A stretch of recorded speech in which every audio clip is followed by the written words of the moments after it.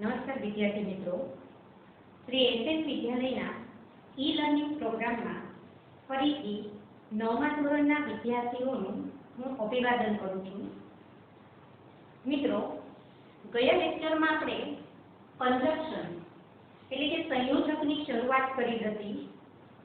મેં તમને બોર્ડ પર લખીને બતાવ્યા હતા કે 9મા ધોરણમાં આપણે આટલા કંજક્શન છે એને સમજવાના છે અને એના વાક્યોની પ્રેક્ટિસ કરવાની છે. તો મિત્રો, એમાંથી આપણે 3 કંજક્શન ગયા લેક્ચરમાં પૂરા કર્યા હતા, જેમાંથી પહેલો કંજક્શન હતો એન્ડ એટલે કે અને, બે નામ, બે વસ્તુ અથવા તો એક ક્રિયા પૂરી થયા પછી તરત જ બીજી ક્રિયા દર્શાવવા માટે એન્ડનો ઉપયોગ થાય છે. સેકન્ડ એક્ઝામ્પલ આપણે જોયું હતું બટ. બટ એટલે કે પરંતુ, છતાં, પણ. બટ છે તે જ્યારે વાક્યમાં પરસ્પર વિરોધાભાસ દર્શાવવામાં આવે ત્યારે બટનો ઉપયોગ થાય છે. અને ત્રીજો શબ્દ આપણે જોયો હતો ઓર. ઓર એટલે કે અથવા. તો ઓર શબ્દ છે તે પરિણામ દર્શાવવા માટે અને બેમાંથી એક વિકલ્પની પસંદગી કરવા માટે ઓરનો ઉપયોગ થાય છે. તો મિત્રો, આ 3 કંજક્શન છે એ આપણે જોયા હતા. ત્યાર પછીનું હવેનું ચોથું કંજક્શન આપણે જોઈ લઈએ. તો ચોથું કંજક્શન છે અધરવાઇઝ.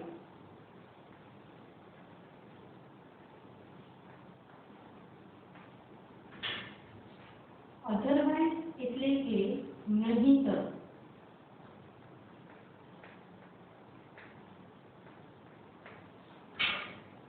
તો મિત્રો, અધરવાઇઝ છે એ પણ ઓરનો સમાનાર્થી શબ્દ જ છે, પરંતુ તે વિકલ્પ દર્શાવવા માટે નહીં, ફક્ત પરિણામ દર્શાવવા માટે આપણે અધરવાઇઝનો ઉપયોગ કરીએ છીએ. તો સૌપ્રથમ આપણે એની ડેફિનેશન જોઈ લઈએ.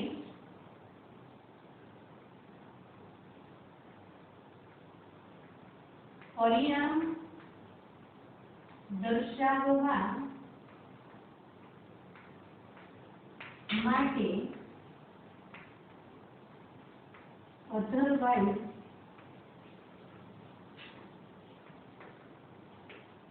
નો ઉપયોગ થાય છે. કેવી રીતે? તો આપણે એનું એક્ઝામ્પલ જોઈ લઈએ.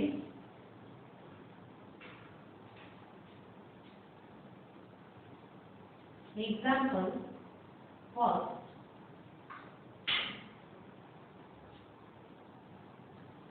out of the class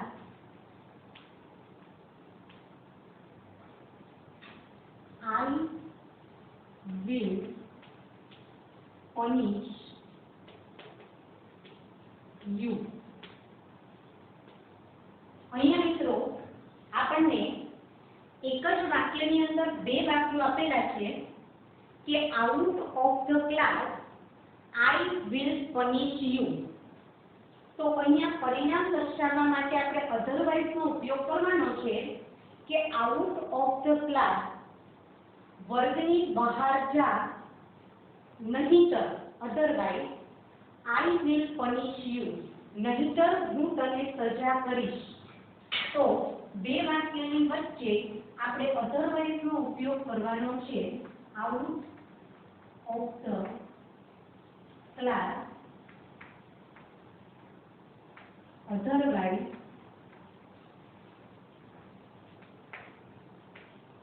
I will punish you. તો અહીંયા બે વાક્યને જોડવા માટે આપણે otherwise નો ઉપયોગ કરેલો છે. હજુ આપણે એક્ઝામ્પલ જોઈએ. તો second example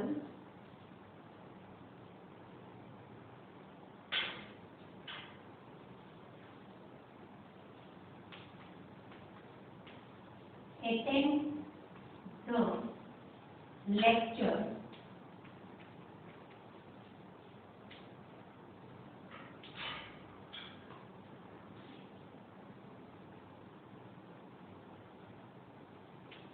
you will not learn anything.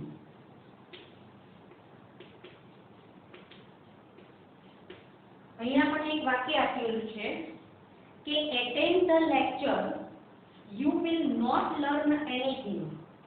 તો અહીંયા એવું દર્શાવવામાં આવે છે કે લેક્ચરમાં હાજરી આપો નહીંતર you will not learn anything. તમે કાંઈ પણ શીખી શકશો નહીં અથવા તો તમે કાંઈ પણ શીખશો નહીં. મિત્રો અહીંયા એક વસ્તુનું ખાસ ધ્યાન રાખજો કે અધરવાઇઝ વાળા જે વાક્યો છે એની અંદર શરૂઆતનું જે વાક્ય છે એ હંમેશા આજ્ઞાર્થ વાક્ય હશે અને એની સાથેનું જે આપણને વાક્ય આપેલું હશે એ હંમેશા સાદા ભવિષ્યકાળમાં આપેલું હશે. તો હવે આપણે આનો આન્સર જોઈ લઈએ. attend the lecture otherwise you will not learn anything.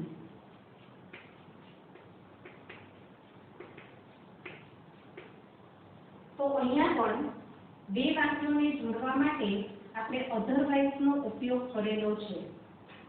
ત્યાર પછીનું ત્રીજું એક્ઝામ્પલ જોઈએ.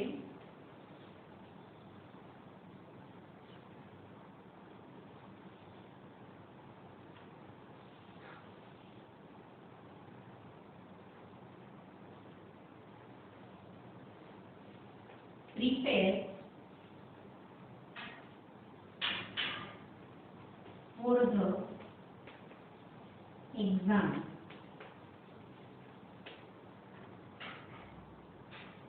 You cannot get good marks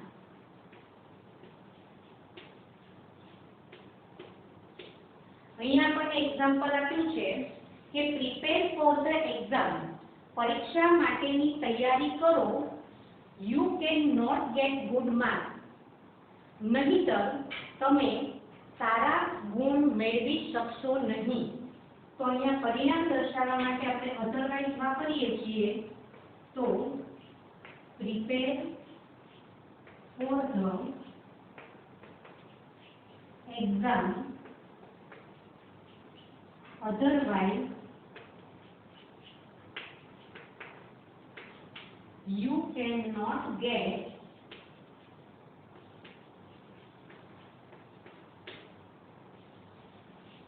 good marks.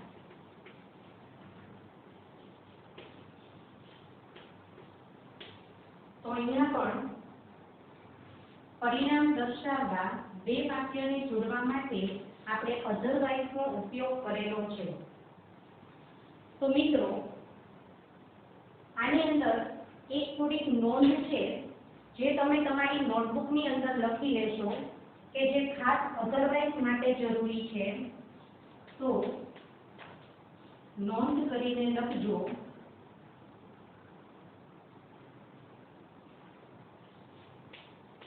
Otherwise or નો સમાનાર્થી શબ્દ છે. બીજી નોંધ છે, આ વાક્યની શરૂઆત ક્રિયાપદથી થાય છે. એટલે કે પ્રથમ વાક્ય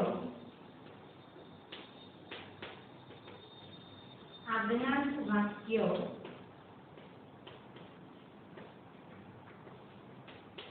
હોય છે.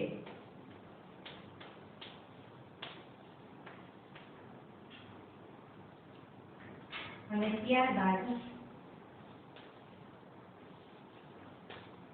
આ પ્રકારના વાક્યોમાં બીજું વાક્ય હંમેશા સાદા ભવિષ્યકાળમાં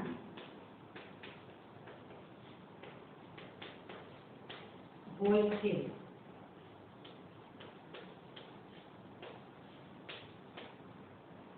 તો મિત્રો ખાસ અધરવાઇઝ વાળા વાક્યની અંદર આ પ્રકારની નોંધ છે કે જરૂરથી તમે લખી લેશો.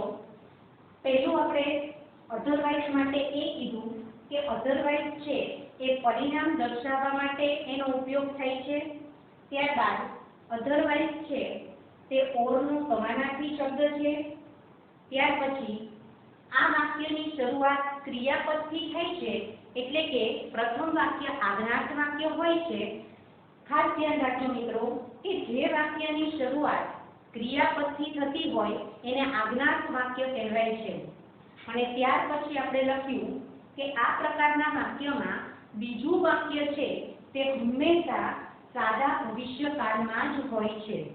તો આ ત્રણ નોંધ છે એને ખાસ તમે અધરવાઇઝમાં ધ્યાન રાખશો. હવે આપણે આના પછીનો કંજક્શન શરૂ કરીએ છીએ.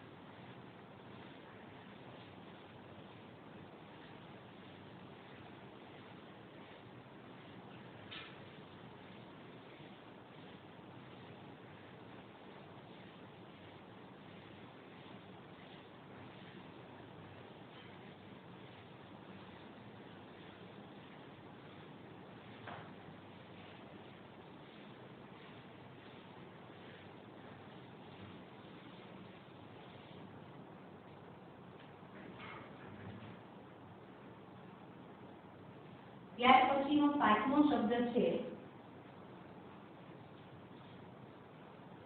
આઈધર ઓર અને નાઈધર નોર.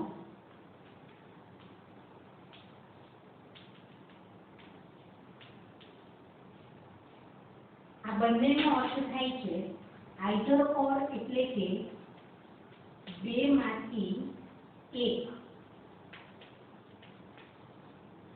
અને નાઈધર નોર એટલે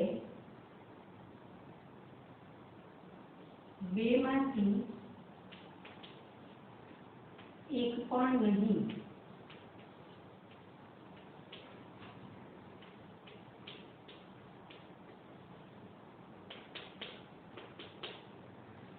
તો મિત્રો અહીંયા આઈધર ઓર છે અને નાઈધર નોર છે એ બંને શબ્દો છે તે વિકલ્પો પસંદ કરવા માટે વપરાય છે, પરંતુ આઈધર ઓર નો અર્થ એવો થાય છે કે બેમાંથી એક, જ્યારે નાઈધર નોર છે એ નકાર દર્શાવે છે એટલે કે બેમાંથી એક પણ નહીં. તો સૌપ્રથમ આપણે એની ડેફિનેશન જોઈ લઈએ.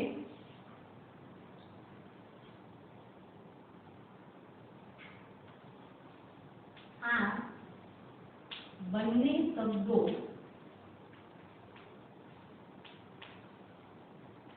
વિકલ્પ પસંદ કરવા માટે વપરાય છે.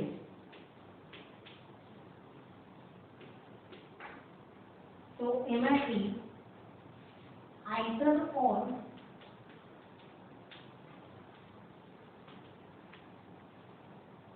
હકાર દર્શાવે છે, જ્યારે neither nor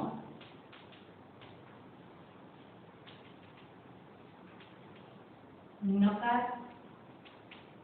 દર્શાવે છે.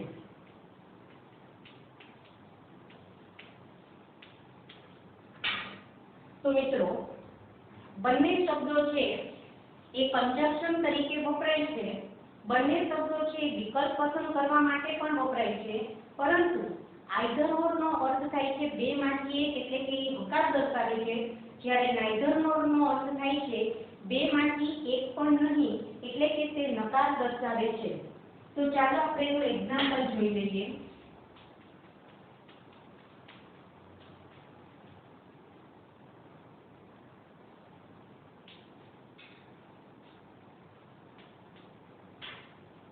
I will buy toys. I will buy books. અહીંયા આપણને બે વાક્ય આપ્યા છે. તો આ વાક્ય છે એમાં આપણે આઈધર ઓર નો પણ ઉપયોગ કરી શકીશું અને નાઈધર નોર નો પણ ઉપયોગ કરી શકીશું. તો સૌપ્રથમ આપણે આઈધર ઓર જોઈ લઈએ. તો આઈધર ઓર ની અંદર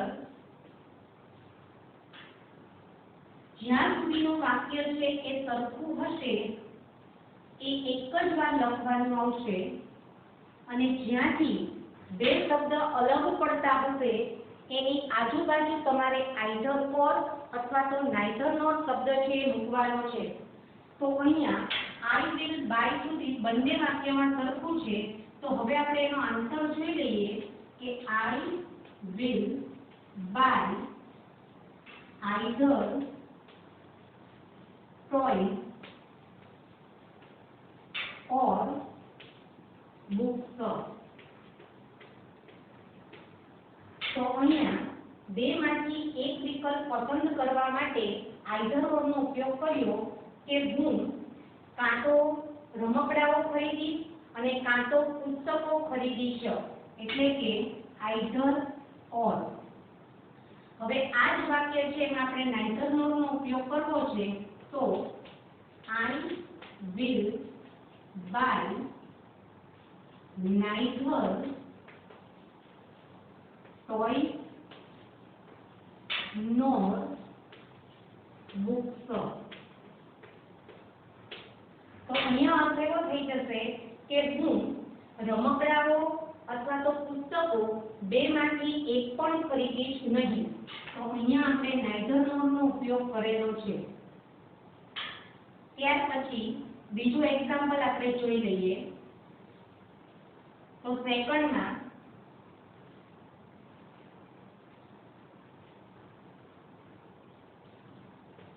રોહન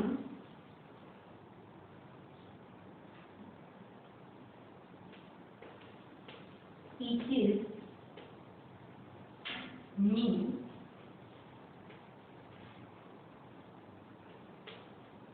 Raj teaches me. અહીંયા આપણને બંને કર્તા છે અલગ અલગ આપેલા છે. અહીંયા લખ્યું છે કે રોહન teaches me અને અહીંયા લખ્યું છે રાજ teaches me, એટલે કે રોહન અને રાજ અહીંયા બંને કર્તા અલગ અલગ છે, જ્યારે ક્રિયાપદ એટલે કે ક્રિયા છે બંનેની સરખી છે. તો આપણે આ બંને વાક્ય જે સરખા છે એને આપણે એક જ વાર લખવાનું રહેશે. તો હવે આપણે શરૂઆત કરીએ. સૌપ્રથમ આઈધર. તો જ્યારે કર્તા આપણને અલગ અલગ આપેલા હોય ત્યારે આઈધર ઓર નો ઉપયોગ શરૂઆતમાં થશે. તો either Rohan or Raj teaches me. મિત્રો અહીંયા એક વસ્તુનું ખાસ એ ધ્યાન રાખજો કે તમે એવું વિચારતા હશો કે અહીંયા રોહન અને રાજ બે જણા થઈ ગયા, તો પછી શા માટે ક્રિયાપદનું s કે es વાળું રૂપ આવે? કારણ કે આપણે સાદા વર્તમાન કાળનો નિયમ એવો છે કે જ્યારે બહુવચનમાં કર્તા આપેલા હોય ત્યારે ક્રિયાપદનું મૂળ રૂપ વપરાય છે, પરંતુ મિત્રો અહીંયા અર્થ એવો થાય છે કે આઈધર રોહન ઓર રાજ, એટલે કે બેમાંથી એકની જ વાત છે, એટલે કે સિંગ્યુલર એક વચન છે, માટે આપણે ક્રિયાપદને ફેરવવાનું નથી, એ ક્રિયાપદનું એસ કે ઈએસ વાળું રૂપ એમનામ જ રહેશે. તો અહીંયા આપણે આઈધર ઓર નો ઉપયોગ કર્યો. હવે આ જ વાક્યમાં આપણે નાઇધર નોર નો ઉપયોગ કરવો છે, તો neither Rohan nor Raj teaches me.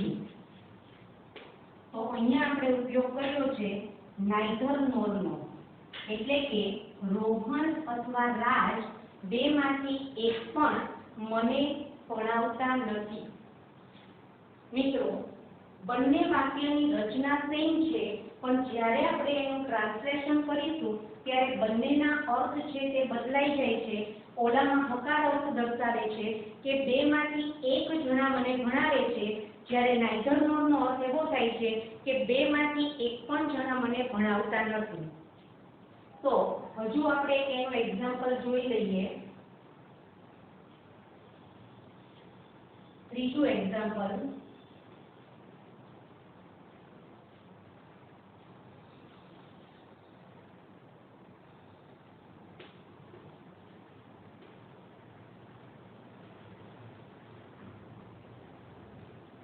Karan plays cricket. Karan plays football.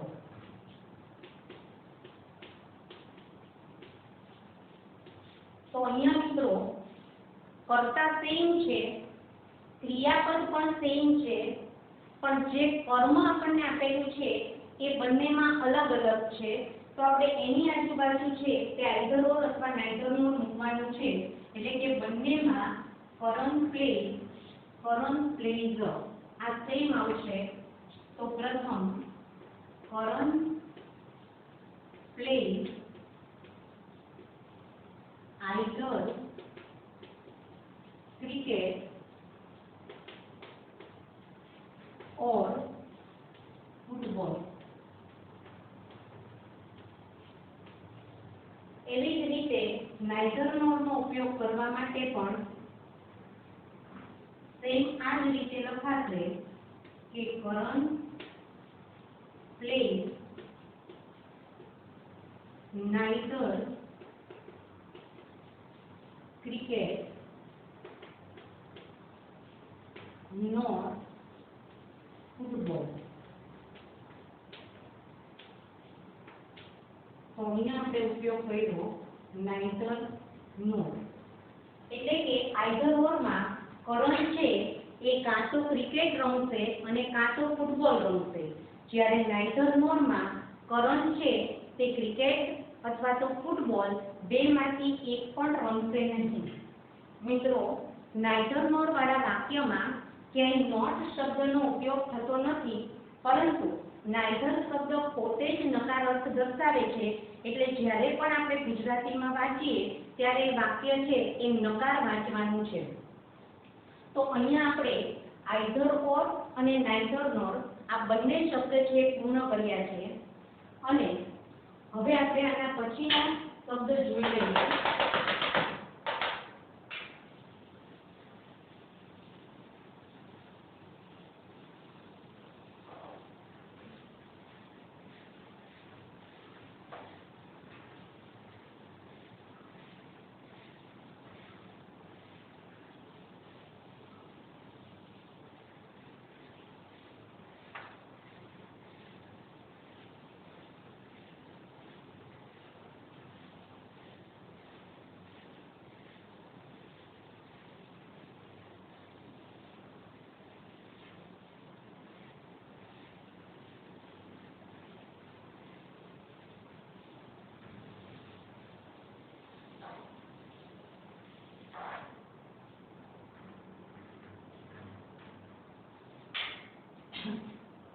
પછીનો શબ્દ છે સો અથવા તો therefore,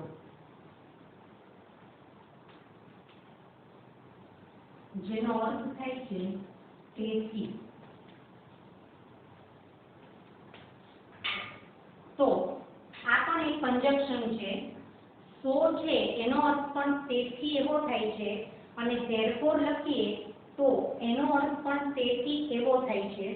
એટલે કે બંને શબ્દો છે તે પરિણામ દર્શાવવા માટે વપરાય છે. કારણ અને પરિણામ બંને દર્શાવવા માટે આપણે સો અને therefore નો ઉપયોગ કરીશું. તો સૌપ્રથમ આપણે એની ડેફિનેશન જોઈ લઈએ. કારણ અને પરિણામ દર્શાવવા માટે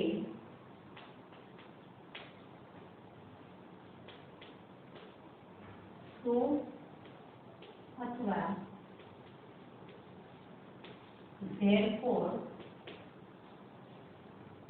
નો ઉપયોગ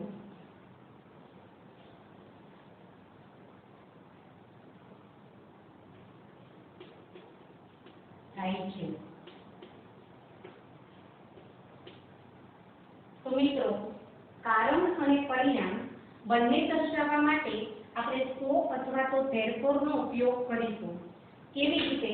તો આપણે એનું પણ એક્ઝામ્પલ જોઈ લઈએ.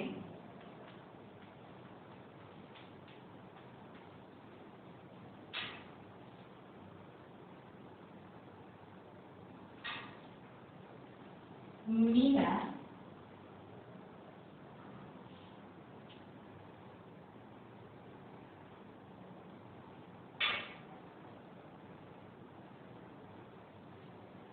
gets up late. She cannot reach on time. અહીંયા આપણે એક વાક્ય લખ્યું છે, Meera gets up late. Meera મોડી ઉઠે છે. she cannot reach on time. તે સમયસર પહોંચી શકતી નથી. એટલે કે મીરા મોડી ઉઠે છે તેથી તે સમયસર પહોંચી શકતી નથી. તો હવે એને જોડવા માટે આપણે આખું જ વાક્ય લખવું પડશે કે Meera gets up late, so અથવા તો therefore she cannot reach on time. ત્યારબાદ સેકન્ડ એક્ઝામ્પલ આપણે જોઈ લઈએ.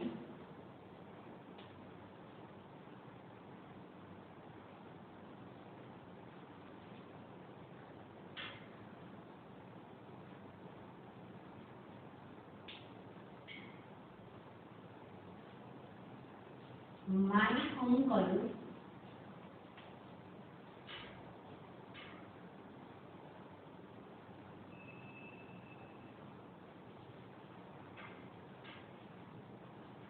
is not well.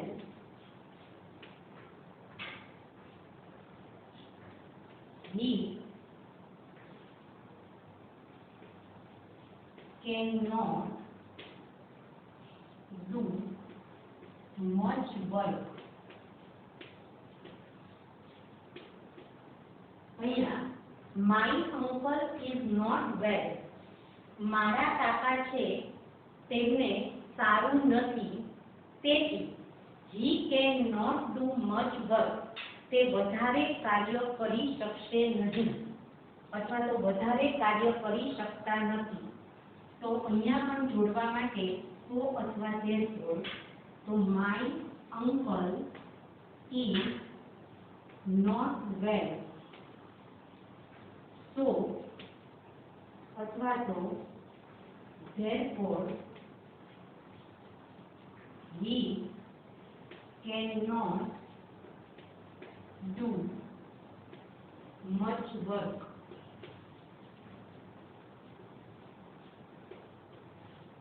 હજુ એક એક્ઝામ્પલ આપણે જોઈ લઈએ.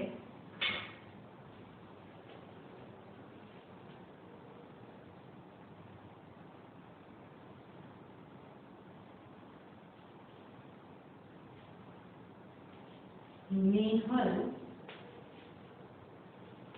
can get first rank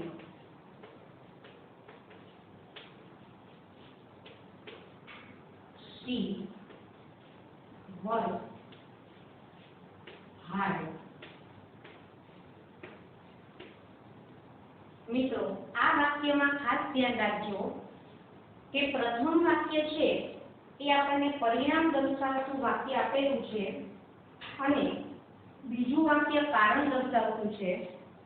તો અથવા therefore માં હંમેશા પ્રથમ વાક્ય છે એ કારણ દર્શાવતું લખવાનું છે અને બીજું વાક્ય પરિણામ દર્શાવતું. તો Nehal can get first rank. Nehal પ્રથમ ક્રમાંક મેળવી શકે છે. શું કામ? તો she works hard. તેની સખત મહેનત કરે છે. તો અહીંયા આપણે પાછળનું વાક્ય છે આગળ લખવાનું છે પણ she ની જગ્યાએ આપણે લખીશું Nehal. Nehal works hard. So અથવા તો therefore she can get first rank.